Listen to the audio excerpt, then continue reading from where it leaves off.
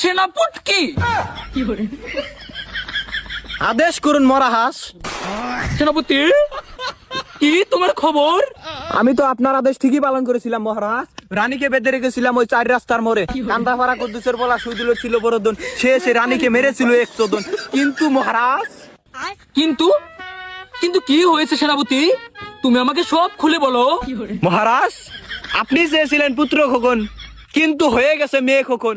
এখন কি করব মহারাজ, আদেশ করুন। শান্ত হন মহারাজ, শান্ত হন মহারাজ, শান্ত হন, শান্ত হন মহারাজ। বন্দি করো ওই নটির বলারে।